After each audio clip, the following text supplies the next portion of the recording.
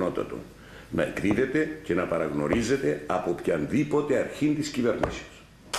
Δεν μπορεί να κάνει, θα είναι πλέον υποχρεωτικά εφαρμοστές εφόσον αναφέρονται επί της ουσίας και όχι επί της διαδικασίας.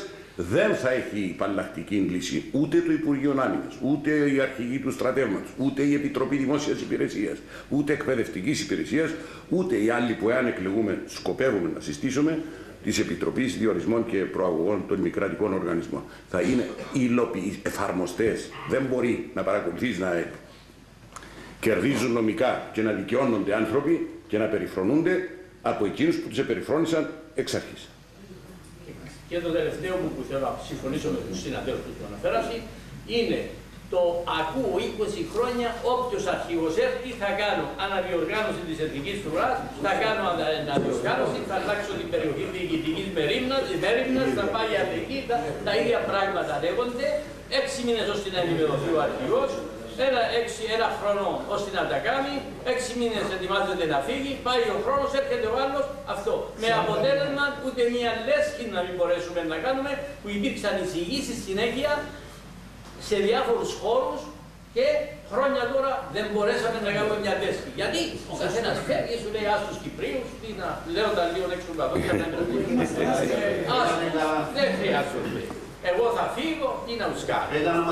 Ευθυμίου, έτσι ήταν. Ευχαριστώ κύριε Πρόεδρε. Λοιπόν. Εγώ ευχαριστώ κύριε Μαυρουδή. Παρόλο ότι κάλυψε μέρος της ερώτησης μου ο κύριος Μαυρουδής, κύριε Πρόεδρε, έχετε αναφερθεί προηγουμένως στην αξία και τα προσόντα των αποστράτων αξιωματικών. Μήπως είναι στις σκέψεις σας ή στο σχεδιασμό σας μελλοντικό να γίνει εκμετάλλευση των προσόντων αυτών των αξιωματικών σε κάποιες θέσεις, π.χ. πολιτική άμυνα, πολιτική σχεδίαση εκτάκτων αναγκών, έρευνα και διάσωση.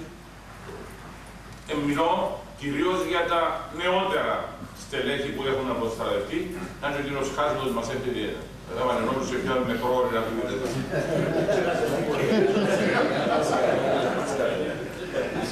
Νομίζω ότι η αξιοποίηση της πείρας και της γνώσης είναι εκ των όνου κάνευ. Όσο μεγαλύτερη συμμετοχή έχεις ή στη διακυβέρνηση της χώρας, εάν ιδιαίτερα οικονομικά δεν στοιχίζει, τόσο το καλύτερο. Επομένως, όχι μόνο δεν το αρνούμαστε, αρκεί μόνο να βλέπουμε και τα οικονομικά μεγέθη και κόστα που εξαιτίας και της οικονομικής κρίσης έχουμε πρόβλημα.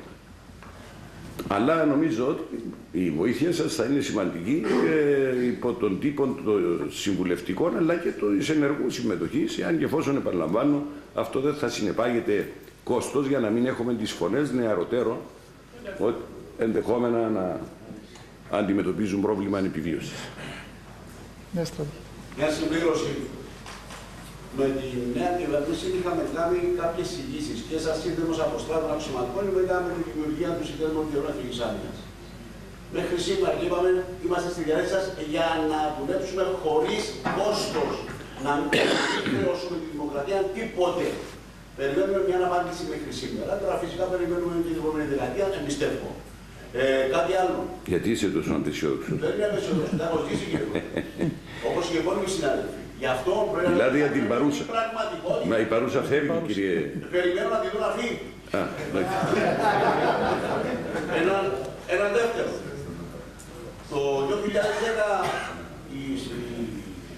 ο φόρος για την άμυνα ήταν 348 εκατομμύρια ευρώ.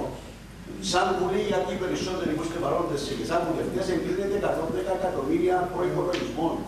Τα υπόλοιπα 238 που επιασύνει. Στις μαύρες τρύπες του Δημοσίου, κυρία. Να είσαι καλά, στρατή. Τι θέλετε να σας πω? Κύριε Πρόεδρε, θέλουμε να ακούσουμε. Εγώ πάνε αλήθειες πώς να σας πω. Ακριβώς. Κύριε Πρόεδρε, πόσο χρόνο να σας πω? Μπορούμε να έρθουμε... Έχουμε ακόμα 2 ή 3 ερωτήσεις. Το πρόβλημα μου είναι ότι έχω ένα πρόγραμμα τρομερά πιεστικό. Πρέπει να πάω και Λάρνακα σε γάμο, να έρθω πίσω σε κάποια δεξιοσύνη που είναι στις 8, να φύγω να πάω μετά σε άλλη. Μετά σε άλλα μπαράκια, ξέρω εγώ που με βάνανε.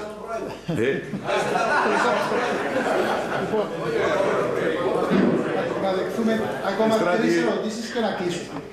Δεν πιστεύουμε ότι μπορεί να αποφύγετε τον πειρασμό να με σύρετε κάτω. Άλλοι.